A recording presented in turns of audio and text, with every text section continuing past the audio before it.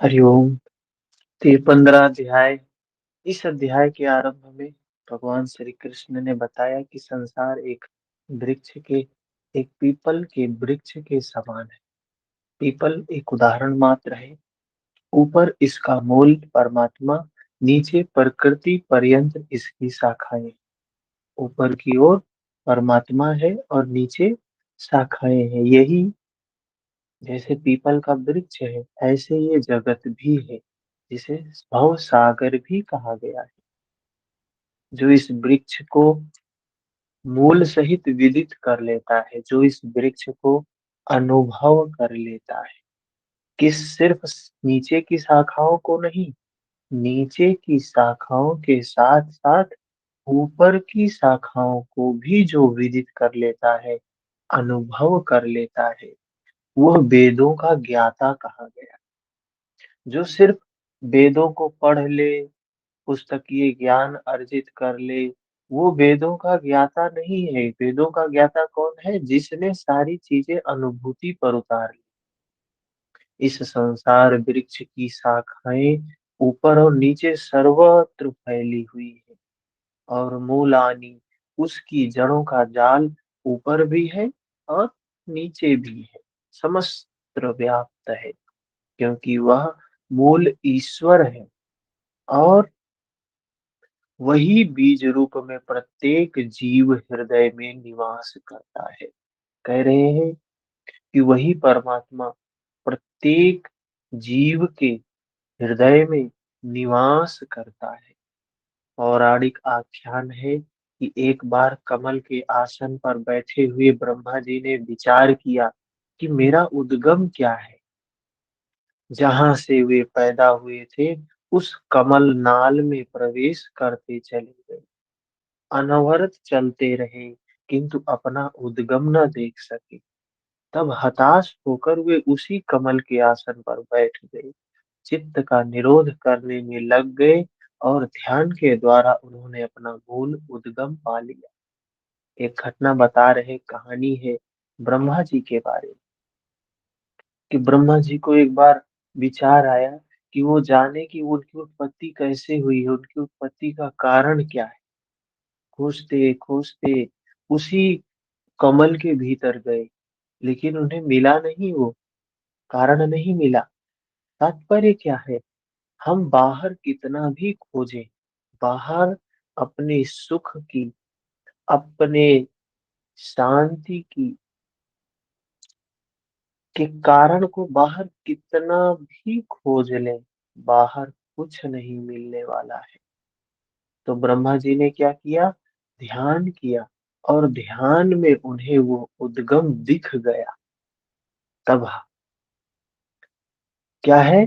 तब हताश होकर वे उसी कमल के आसन पर बैठ गए, चित्त का निरोध करने लगे, और ध्यान के द्वारा उन्होंने अपना मूल उद्गम पा लिया, परम तत्व का साक्षात किया, स्तुति की।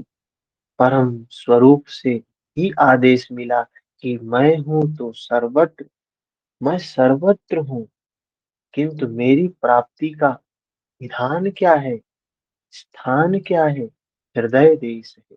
हृदय देश से जो ध्यान करता है, वह मुझे प्राप्त कर लेता है। उस परमात्मा को, उस नित्य को जानने के लिए मार्ग सिर्फ ध्यान है। ध्यान के अलावा कहीं से उसको प्राप्त नहीं किया जा सकता है। यहाँ भी योगेश्वर श्री कृष्ण के अनुसार संसार वृक्ष है, जिसका मूल सर्वत्र शाखाएं फैली हुई है। कर्मानुबंधनी धिनी मनुष्य लोके, कर्मों के अनुसार केवल मनुष्य योनि में बंधन तैयार करता है। ये जो हम अपना बंधन और मुक्ति दोनों ही इस ही जीवन में तैयार होता है। अच्छा और बुरा दोनों ही इसी जीवन में होता है। हमें मनुष्य शरीर मिला है, हमारे हाथ में है कि हम बंधन बनाएंगे या मुक्ति बनाएंगे। हम दुख का निर्माण करेंगे या सुख का निर्माण करेंगे। हम आम के बीज बैठाएंगे या नीम के बीज या बबूल के बीज बैठाएंगे, वो हम पर निर्भर करता है। बाहर कोई नहीं है ये निर्धारित करने वाला। तो यहाँ हमने जो पेड़ बैठाया, आम का पेड़ बैठाया, तो हमें आगे आम को खाने को मिलेगा। हमने नीम का पेड़ बैठाया तो हमें नीम का फल मिलेगा। अब अगर होश इस पेड़ को, इस बीज को डालते हुए नहीं है, तो हम बेहोशी में आम समझ के नीम का बीज डालते जाते हैं और इंतजार करते हैं आम आएगा, आम आएगा। पूरा जीवन दुखी रहते हैं, पूरा जीवन व्याकुल रहते हैं। फिर दूसरा जन्म मिलता है, जो बीज बैठाया है उसी के अनुसार दूसरा जन्म मिलता है। वहां सिर्फ भोगना है, वहां हम कुछ कर नहीं सकते हैं, कुछ नहीं कर सकते। वहां हमें जो शरीर मिला है ना, सिर्फ भोगना ही भोगना है। तो कह रहे हैं, दृढ़ वैराग्य रूपी शस्त्र द्वारा इस संसार रूपी पीपल वृक्ष के को तू काट। इस वृक्ष को कैसे काटना है? वैराग्य से काटना है। उस परम पद को ढूंढ जिसमें गए हुए महर्षि जन पुनर्जन्म को नहीं प्राप्त होते। भगवान श्री कृष्ण अर्जुन को समझा रहे हैं, तू इस वैराग्य रूपी शस्त्र से इस पीपल रूपी वृक्ष को काट। इसको काटने के बाद जन्म नहीं होगा, भोगना नहीं होगा, मुक्ति हो जाएगी। फिर अर्जुन प्रश्न करता है, कैसे जाना जाए कि संसार ये वृक्ष कट गया है? कैसे हम जाने कि हम भव सागर के पार हो गए हैं? तो भगवान श्री कृष्ण ने कहा, जो मान मोह से सर्वथा रहित हो। जब ऐसी स्थिति आ जाए कि न मान की चिंता, न अपमान की चिंता, न मान की चिंता, न अपमान का भय, न मोह, सदा सर्वदा समाप्त हो गया। जिसने संग दोष जीत लिया, अब कोई दोष नहीं है। जिसकी कामनाएं निवृत्त हो गई, जिसकी तृष्णा समाप्त हो गई।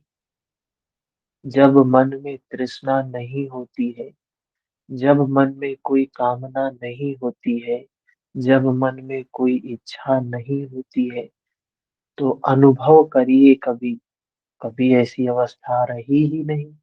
हर क्षण तो हमारे मन में कामनाएं, हर क्षण में हमारे मन में तृष्णा, हर क्षण हमारे मन में आसक्ति चलता ही रहता है, चलता ही रहता है। जब मन में कोई तृष्णा नहीं होती है, कोई कामना नहीं होती है, कोई आसक्ति नहीं होती है, उस समय मन की क्या अवस्था होती है, कितना शांत होता है मन। और उस गहरी शांति में किसी चीज की आवश्यकता नहीं होती है।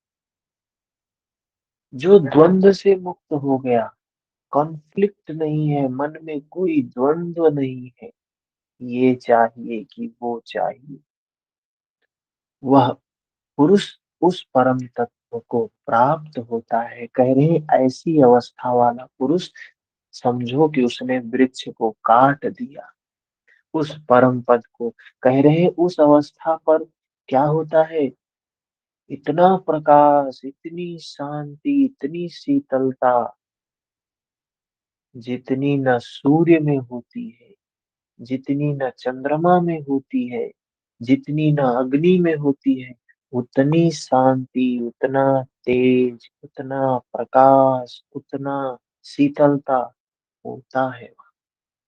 वह स्वयं प्रकाश रूप है, जिसमें गए हुए पीछे लौट के नहीं आते हैं, जो वहां चले गए वापस नहीं आएंगे।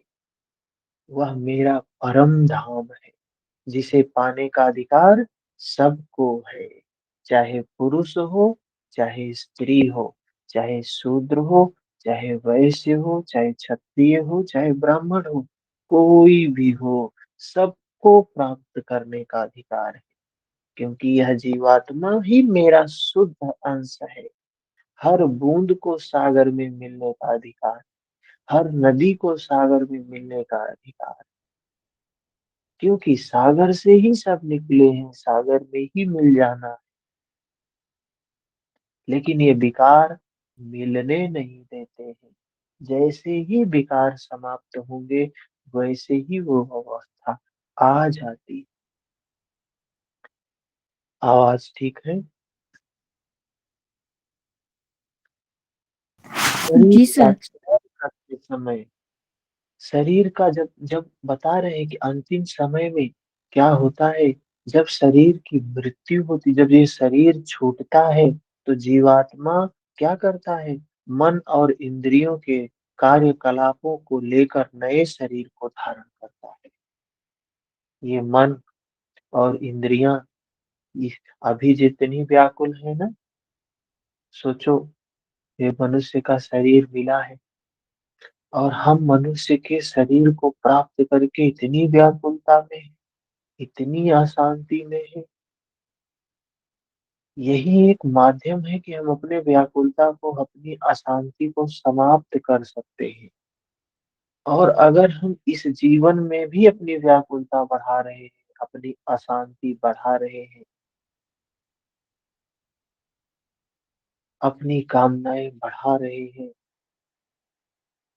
तो क्या होने वाला है आगे? आगे का जीवन तो इससे कई गुना दुखी, कई गुना व्याकुल। मनुष्य शरीर है यहाँ, बहुत इस सागर से निकलने का साधन है अपने पास, नाव है अपने पास। लेकिन जब दूसरी योनि कोई प्राप्त होगी, तो वहां तो ये नाव नहीं होगा, वहां तो डूबना ही डूबना है। डूबेंगे ऊपर आएंगे, डूबेंगे ऊपर आएंगे। सिर्फ भोगना है, सिर्फ भोगना है। नया शरीर प्राप्त होता है। संस्कार क्या है? सात्विक है, तो सात्विक स्तर पर पहुंच जाता है। अगर आपके अच्छे संस्कार होंगे तो अच्छा जीवन प्राप्त होगा, बुरे संस्कार होंगे तो बुरा जीवन प्राप्त होगा, मध्यम कोटि के संस्कार होंगे तो मध्यम कोटि के का जीवन प्राप्त होगा। इंद्रियों के अधिष्ठाता मन के माध्यम से विषयों को देखता और भोगता है। फिर उस शरीर में ये मन इंद्रियों के माध्यम से देखता है, भोगता है। यह दिखाई नहीं पड़ता, तो इसे देखने की दृष्टि ज्ञान है। कुछ याद कर लेने का नाम ज्ञान नहीं है। बहुत से लोग यही समझते हैं कि हमने गीता पढ़ लिया है, हमने वेद पढ़ लिए हैं, हमने ये पढ़ लिया है, हमने वो पढ़ लिया है, अब तो हम सब जानते हैं। हम सब जानते हैं, अच्छा प्रवचन भी करते हैं, लोगों को अच्छे से समझा भी देते हैं। तो मुझे तो बहुत ज्ञान है, मुझे तो बहुत ज्ञान है। लेकिन ये ज्ञान आचरण में दिखना चाहिए। ज्ञान है मतलब व्याकुलता नहीं है, शांति है, दुख नहीं है, सुख है। हर स्थिति में शांति है, हर स्थिति में शांति है। तो ज्ञान है, नहीं तो ज्ञान तो कोरी बात है। ज्ञान से क्या मिल गया? योगी जन के हृदय में चित्त को समेटकर प्रयत्न करते हुए उसे देख पाते हैं। अतः ज्ञान साधन गम्य है। हाँ, अध्ययन से उसके प्रति रुझान उत्पन्न होती है। तो हम सभी अभी क्या कर रहे हैं? हम सभी अभी ज्ञान थोड़ी ना अर्जित कर रहे हैं। अभी हम सभी ज्ञान की जो एक सीढ़ी है, पहली सीढ़ी है श्रुत ज्ञान, उसको अर्जित कर रहे हैं। अभी हम अपने मन में क्या कर रहे हैं? प्यास पैदा कर रहे हैं। किसके प्रति? उस ज्ञान को प्राप्त करने की प्यास पैदा कर रहे हैं। उस ज्ञान को प्राप्त करने का अनुराग, राग पैदा कर रहे हैं, जिसको कहा अनुराग अर्जुन। तो ये ज्ञान, जब ये श्रुत ज्ञान जो होता है ना, हमें अर्जुन बनाता है।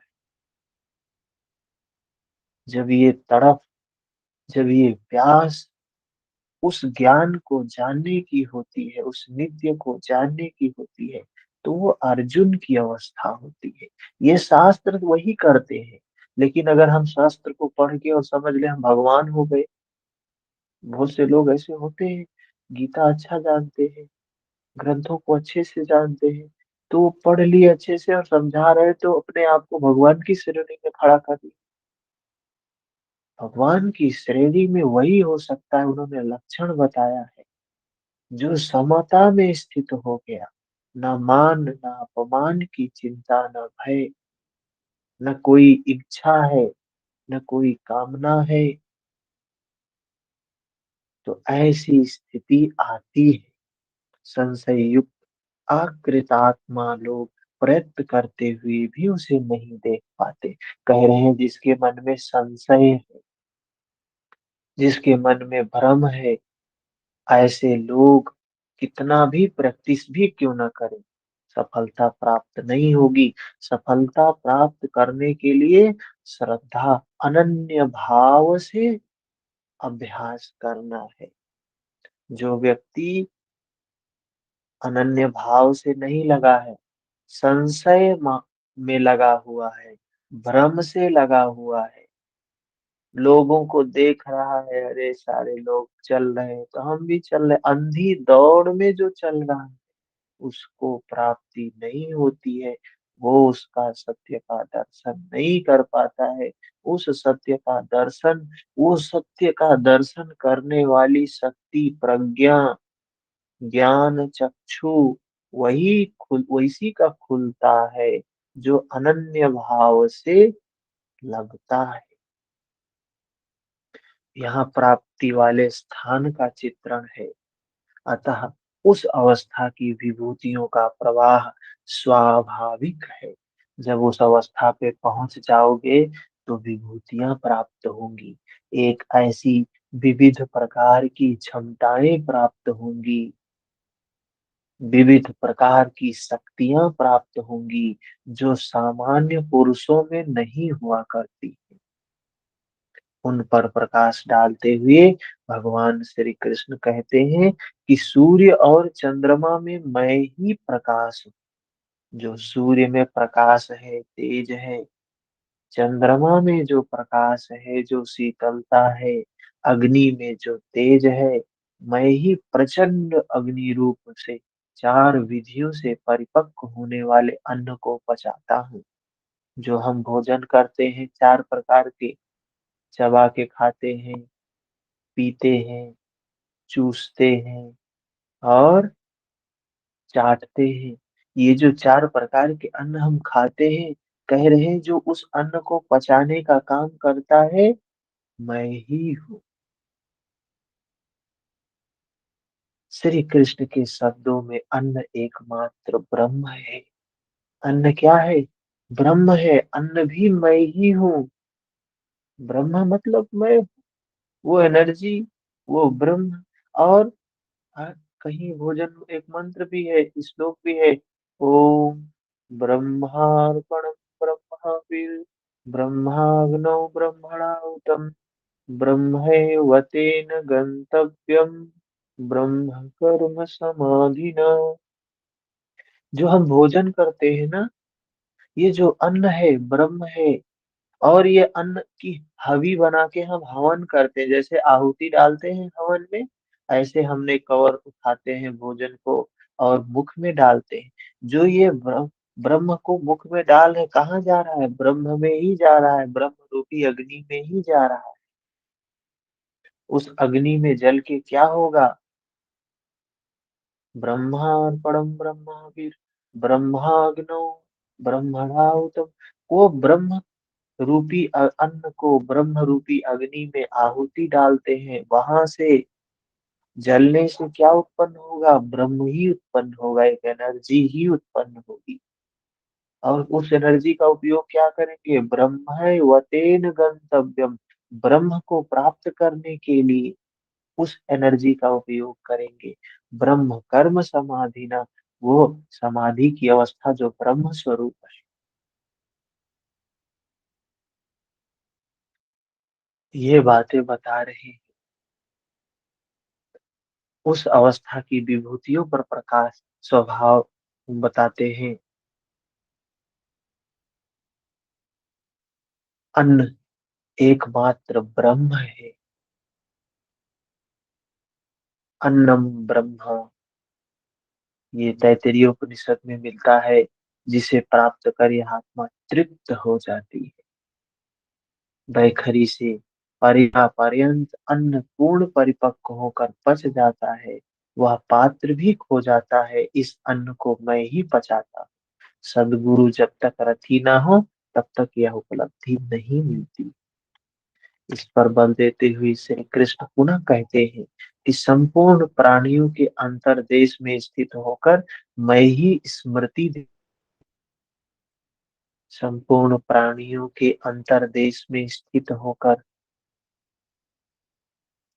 हमारे अंतर्देश में, हमारे हृदय देश में स्थित होकर, वो परमात्मा ही, वो ब्रह्म ही, वो धर्म ही हमें स्मृति दिलाता है, हमें होश दिलाता है।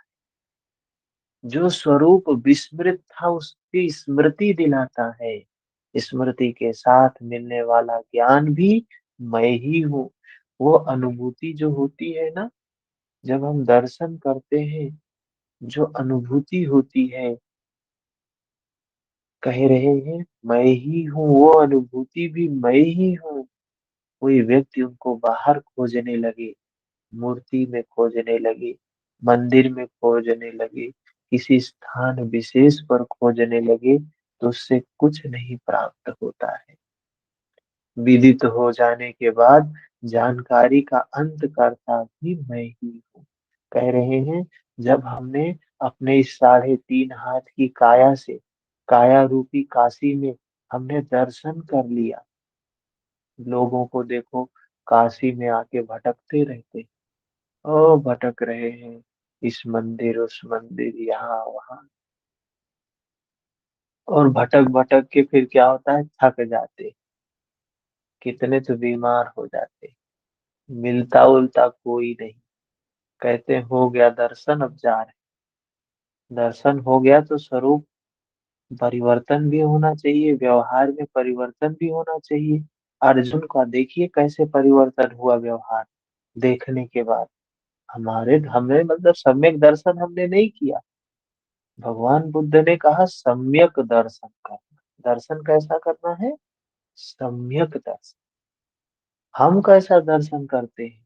हम भ्रम और अज्ञान जनित दर्शन करते हैं। आप सभी भी जाते होंगे कहीं दर्शन करने के लिए, चलो भगवान का दर्शन करके आते हैं। वो जो दर्शन होता है वो सम्यक दर्शन नहीं है। वो दर्शन बाह्य के आंख द्वारा, बाह्य इंद्रियों द्वारा नहीं किया जा सकता है। वो दर्शन तो सिर्फ और सिर्फ अंतः चक्षु ज्ञान चक्षुषा, भगवान श्री कृष्ण कह रहे हैं, विमूढ़ा नानुपश्यन्ति। विमूढ़ आदमी तो बाहर बाहर दर्शन करे। दर्शन कैसे होगा? ज्ञान चक्षुषा, ज्ञान चक्षु से, अंतः चक्षु से, प्रज्ञा से दर्शन होगा। उसको कहा, उसके लिए कहीं जाने की जरूरत नहीं है। उसके लिए जहां है वहीं पे बैठ जाइए, आपके भीतर ही है। स्मृति के साथ मिलने वाला ज्ञान मैं हूँ। उसमें आने वाली बाधाओं का निदान भी मुझसे होता है। मैं ही जानने योग्य हूँ, और विदित हो जाने के बाद जानकारी का अंत करता भी मैं ही हूँ। ये ज्ञान भी समाप्त हो जाता है मुक्ति के बाद। जानने के बाद जब सारे विकार समाप्त होते हैं ना, तो ये ज्ञान भी स्वतः ही समाप्त हो जाता है। कौन किसे जाने, कौन किसे जाने, तो कहते हैं मैं वेदविद हूँ। भगवान श्री कृष्ण क्या कहते हैं? मैं कौन हूँ? वेदविद। मतलब क्या है? वेदनाओं के आधार पर जानने वाला हूँ मैं। वेदनाएं क्या होती हैं? जिसको, जिसके द्वारा हम विदित करते हैं, अनुभूति करते हैं, ये वेदनाएं होती क्या है? जिसको हम कहते हैं, हमें बाहर से तो लगता है अच्छा है, बुरा है, लेकिन वो अच्छा और बुरा क्या होता है? वेदनाओं के आधार पे होता है। आपके अनुकूल वेदनाएँ हो रही हैं तो आपको अच्छा लगता है, प्रतिकूल हो रही हैं तो बुरा लगता है। अच्छा लगता है जो राग करते हैं, बुरा लगता है तो द्वेष करते हैं। भगवान कह रहे हैं मैं वेदविद हूँ, वेदनाओं के आधार पर अनुभूति करने योग्य हूँ, मैं जानने योग्य हूँ। मैं वेद की पुस्तक से नहीं जाना जा सकता हूँ। वेद वेदनाओं के आधार पर जाना जा सकता है। वेदनाएं ये अनुभूति से समझ में आती। वेदनाएं जो होती है ना, वो साधना की। आप सोचे कि आप सोचे कि हम ऐसे अनुभव कर लेंगे इसको, वेदनाएं क्या है बताया जाए, ऐसे समझ नहीं पाएंगे इसको। जिस कह सकते हैं कि जिसके कारण हमें समझ में आए, हमारे शरीर का भान हो। हाँ, जब हमारे शरीर में कहीं चोट लग जाता है तो हमें कैसे पता चलता है, उस शरीर का वो अंग कैसे पता चलता है? क्योंकि वहां कोई न कोई वेदना हो रही है, वेदना हो रही है, जिसको हम क्या कहते हैं, दर्द हो रहा है। क्या है ये? वेदना है, भान हो रहा है शरीर का। कितने लोग कहते हैं कमर दर्द हो रहा है, पीठ दर्द हो रहा है, पैर में दर्द हो रहा है, सिर में दर्द। क्या है ये? बस एक वेदना ही तो है। बस है क्या? दुखद वेदना। हम दुखद वेदना है तो हमें अनुभूति हो रही है। हाँ, बहुत बुरा लग रहा है, ये अच्छा नहीं, ये हमें चाहिए नहीं। हम उसके लिए पेन किलर खरीद के खाते हैं। हम्म? और भगवान तो कह रहे हैं वेदनाओं के आधार पर मैं जानने योग्य हूँ। जैसे वो हमें कभी कभी पता चलता है जब हमें दर्द महसूस, जब दुखद वेदनाएं होती हैं तो हमें पता चलता है। लेकिन वेदनाएं हमारे शरीर में प्रति क्षण, हर क्षण, वो वेदनाएं ही हमें बताती है कि यहाँ पे चेतना है। हम यहाँ पे जीवन है। शरीर में वेदना समाप्त हो गई मतलब मृत्यु हो गई, वेदना नहीं है कोई। लेकिन हमें होश नहीं होता है तो हम उसको देख नहीं पाते हैं, जो हमारे अणु अणु में, एक एक कण में जो वेदना हो रही है, उसको हम अनुभूति तो कर नहीं पाते हैं। तो हम बेहोशी की अवस्था में होते हैं। लेकिन जो वो वेदना हर क्षण व्यक्ति सजग हो जाए अपने इस ब्रह्मांड के प्रति, अपने इस शरीर के प्रति, प्रति क्षण हर शरीर के प्रत्येक अंग की अनुभूति होती रहे, और उस अनुभूति में अनित्यता का भाव हो, परिवर्तन दिखता हो, दृष्टा भाव हो, तटस्थ भाव हो, साक्षी भाव हो। ऐसी स्थिति से उस परमात्मा को, उस ब्रह्म को जाना जा सकता है। अध्याय के प्रारंभ में कहा, जो इस संसार वृक्ष को मूल सहित जानता है। मतलब प्रकृति को भी जान ले, परमात्मा को भी जान ले, नित्य को भी जान ले, अनित्य को भी जान ले, वही वेद विद है। मतलब इस शरीर को भी जिसने अनुभव कर लिया, इस शरीर की अनित्यता को जिसने अनुभव कर लिया, इस अनित्यता को जानते जानते उसने नित्य को भी जान लिया, वही वेदविद है। किंतु उसको काटने वाला ही जानता है, सारे लोग नहीं जानते। हमने आपको बताया, क्या आपने जान लिया? नहीं जाना, आप मान सकते हैं। यहाँ कहते हैं मैं भी वेदविद हूँ।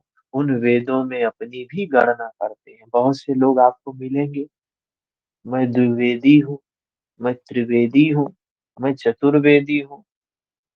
क्या कोई अपने नाम के आगे द्विवेदी, त्रिवेदी, चतुर्वेदी, पंचवेदी, 10 वेदी लगा लेगा तो हो जाएगा वेदी? है? लेकिन ऐसी परंपराएं चल गई, ऐसी परंपराएं चल गई कि नाम के आगे चलो लगा लो तो वेदी। कितने लोग अपने नाम के आगे आनंद लगा ले। नाम के आगे पीछे आनंद लगा लेने से आनंद थोड़ी मिल जाएगा। आनंद है नहीं, नाम के आगे लगा लो। सस्ता है, इसको तो किया जा सकता है। यहाँ कहते हैं मैं भी वेद विद हूँ, उन वेदों में अपनी भी गणना करते हैं।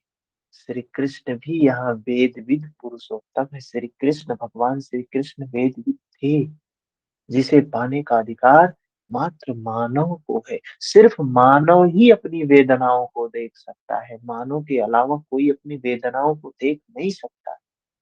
तो अपनी संवेदनाओं को सिर्फ मानव ही देख।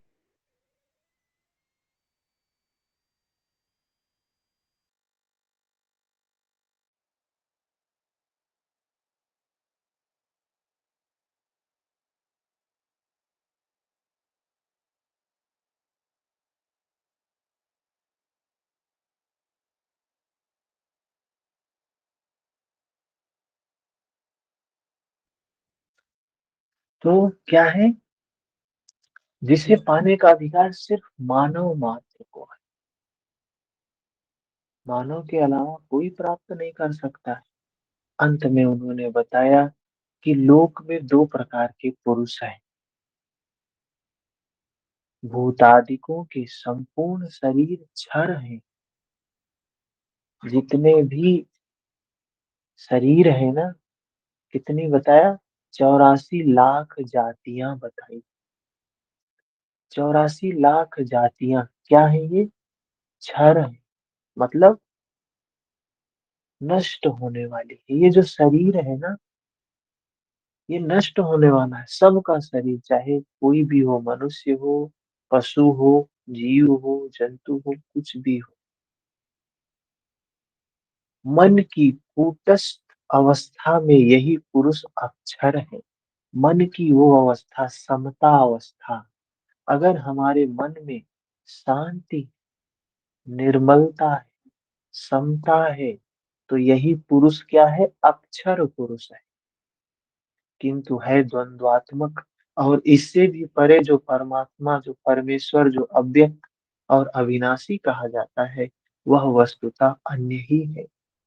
यह क्षर और अक्षर से परे वाली अवस्था है, यही परम स्थिति है। इससे संगत करते ही कहते हैं कि मैं भी क्षर अक्षर से परे वही हूँ। भगवान श्री कृष्ण क्या कह रहे, मैं क्षर और अक्षर दोनों से परे हूँ, इसलिए लोग मुझे पुरुषोत्तम कहते हैं।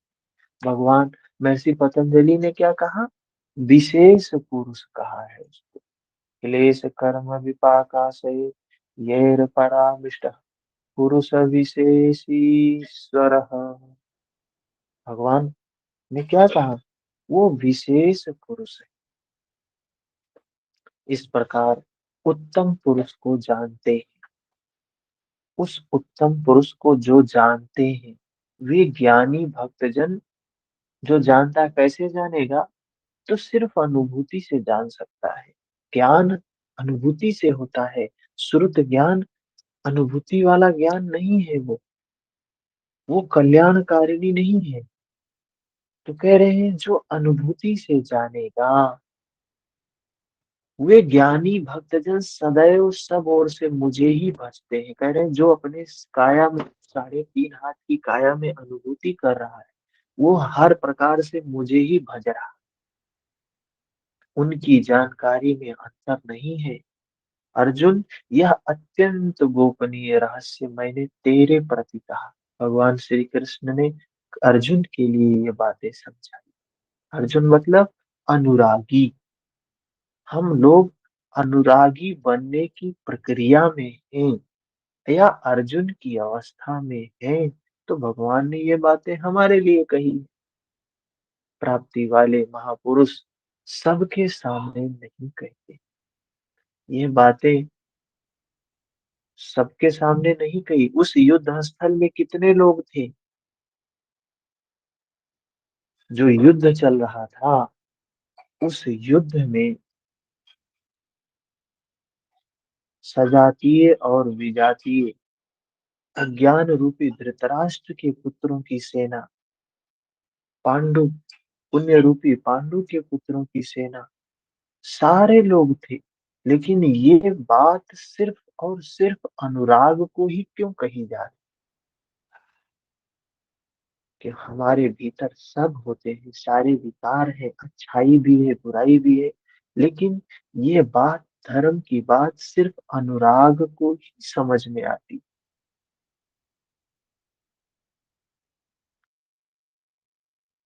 किंतु अधिकारी से दुराव भी नहीं रखते। सबके सामने नहीं कहते, लेकिन जिसको चाहिए उससे दुराव भी नहीं। अगर दुराव करेंगे तो वह पाएगा कैसे? अनुरागी के लिए दिया है भगवान ने। इस अध्याय में आत्मा की 3 स्थितियों का चित्रण किया गया है। एक क्षर, जिसमें हम भोक्ता भाव में होते हैं, भोग रहे होते हैं, या कर्ता भाव में होते हैं। दूसरा अक्षर। अक्षर क्या है? क्षर। और दूसरा अक्षर, जिसमें दृष्टा भाव, तटस्थ भाव होता है, और उससे उत्तम है उत्तम पुरुष के रूप में, जिसमें कहा गया वो पूर्णत्व की अवस्था, मुक्ति की अवस्था, वो परमात्मा की अवस्था, उस सागर की स्थिति, जैसा इससे पहले किसी अन्य अध्याय में नहीं बताया। यहाँ ये 15वां अध्याय इस प्रकार से समाप्त होता है। कोई प्रश्न है किसी का? समझ में आया 15 अध्याय में हम लोगों ने क्या क्या बातें देखी?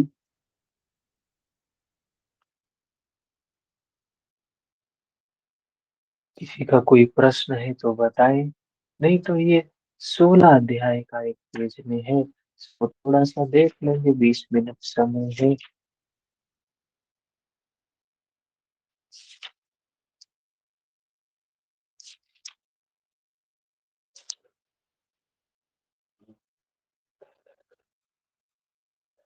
हरिओम।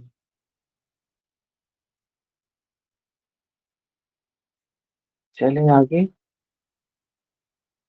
एक पेज है, इसको देख लें। कल से शुरू करेंगे 16 अध्याय के प्रथम श्लोक और आगे की चीजें।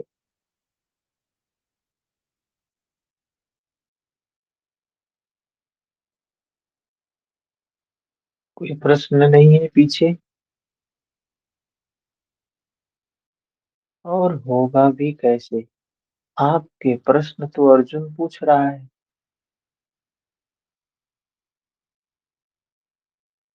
फिर भी कोई प्रश्न होता है तो पूछ सकते हैं।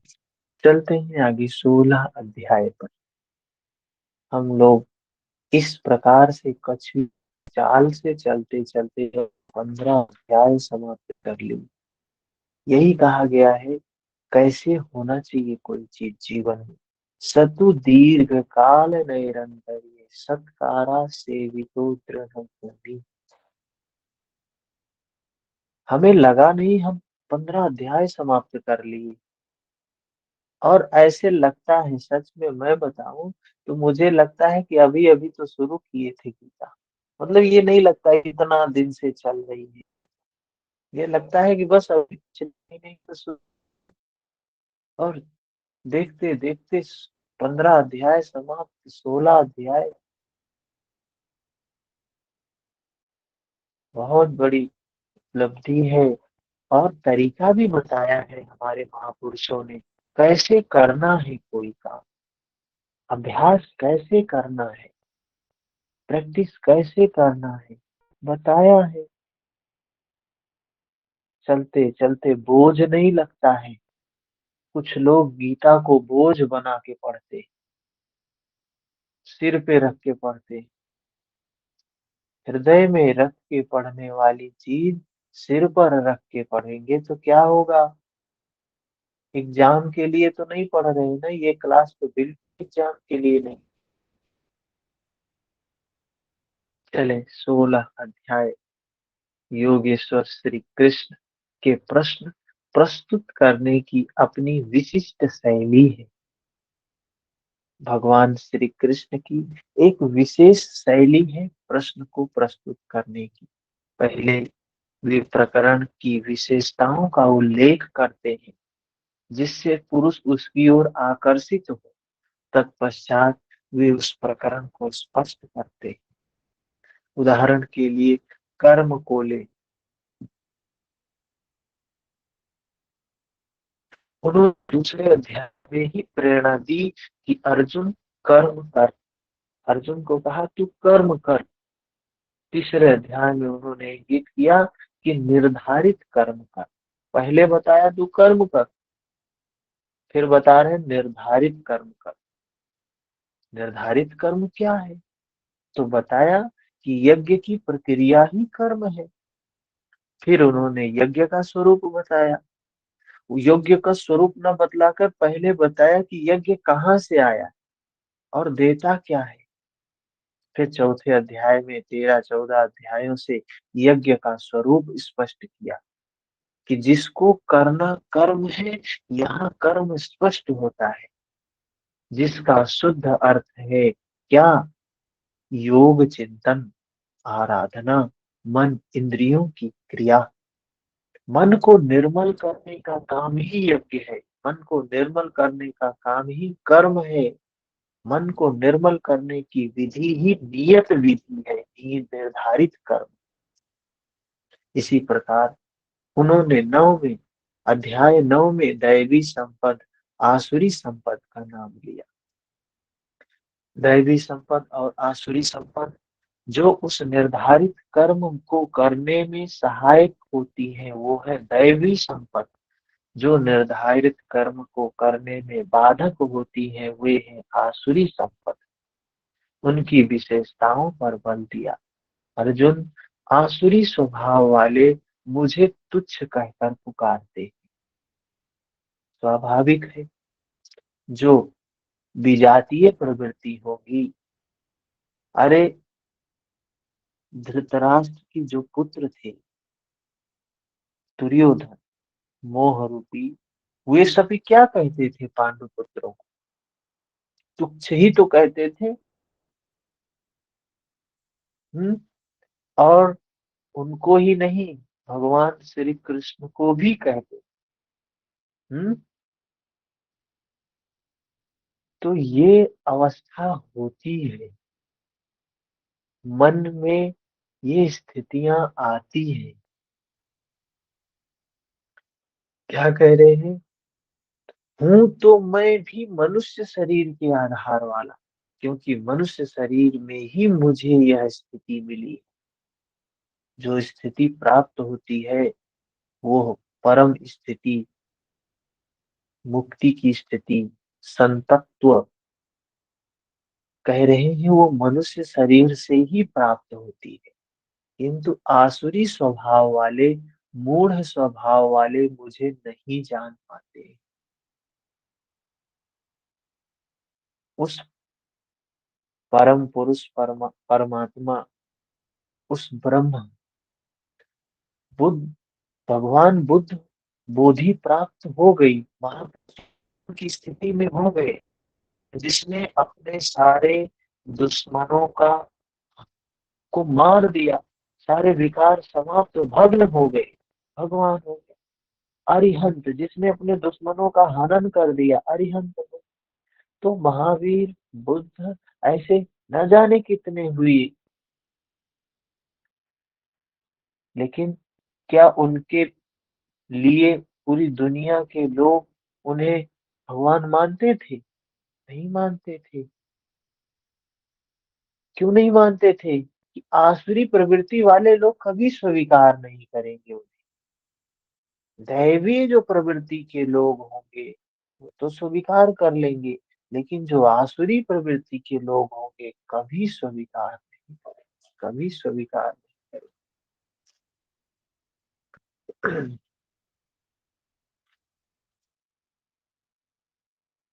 जबकि दैवी संपत्ति से युक्त भक्तजन अनन्य श्रद्धा से मुझे उपासते हैं, किंतु इन संपत्तियों का स्वरूप, उनका गठन अभी तक नहीं बताया।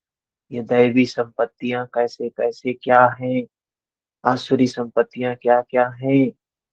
अब अध्याय 16 में भगवान उनका स्वरूप स्पष्ट करने जा रहे हैं, क्योंकि युद्ध जो चल रहा है वो इन्हीं दोनों में चल रहा है, दैवी संपद और आसुरी संपद। युद्ध तो इन्हीं दोनों के बीच में चल रहा है।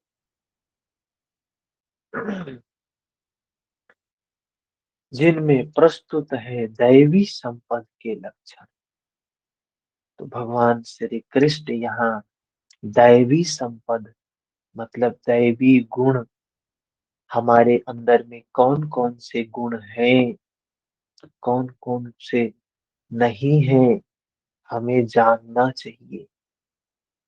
जो गुण है अच्छी बात है, उनको बना के रखना है, क्योंकि गुणों का ही सारा खेल है।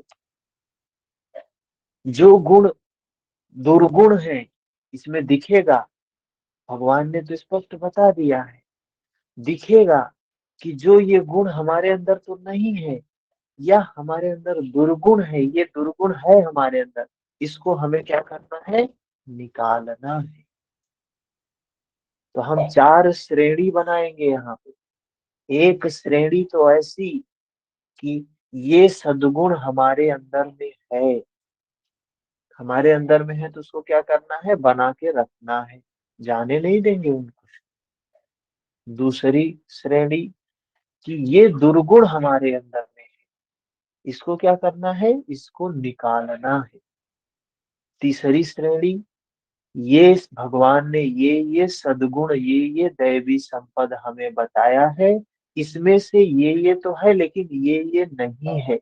जो नहीं है उसको क्या करेंगे, लाना है। तीसरी श्रेणी। चौथी श्रेणी, भगवान ने ये आसुरी संपद बताया है, इसमें से हमारे अंदर ये आसुरी संपद नहीं है, इसको आने नहीं देंगे। चौथी श्रेणी, जो हमारे अंदर में दुर्गुण नहीं है उसको आने भी नहीं देंगे। ये चार श्रेणी हम बनाएंगे अपने जीवन के। देखेंगे धीरे धीरे सद्गुण बढ़ता जाएगा। जैसे जैसे हमारे सद्गुण बढ़ेंगे, दैवी संपद बढ़ेगी, हमारी सेना बढ़ेगी, वैसे वैसे विकारों का स्वतः ही समाप्त होते विकार चले जाए। तो हम इन सद्गुणों को और दुर्गुणों पर चर्चा कल करेंगे। ठीक है, कोई प्रश्न नहीं है तो समाप्त करते हैं।